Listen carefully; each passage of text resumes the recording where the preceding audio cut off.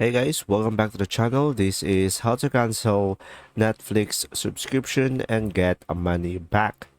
So, first thing that you will do guys is simply go ahead and go to netflix.com and just simply open up a web browser, and after that, once you are on netflix.com, just simply click on the sign in over here. And guys, since I don't have an account yet, I won't be able to show you, but if you do, just simply follow the steps that I'm going to show you on the screen. So once you are signed in into your account, just simply go ahead and click on your profile icon on the top right corner of the screen, and just simply go to account from the drop down menu.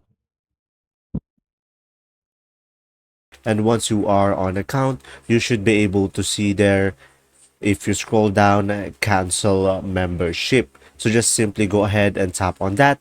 And from there, guys, cancellation will be effective at the end of your current billing period. So if you subscribe at February 9, your subscription should end on March 9. From there, just simply click on finish cancellation. So guys, sadly, Netflix doesn't provide the full or partial refund for subscription payment. And that's simply about it. I hope this video helped you understand more about Netflix, and thanks for watching. See ya!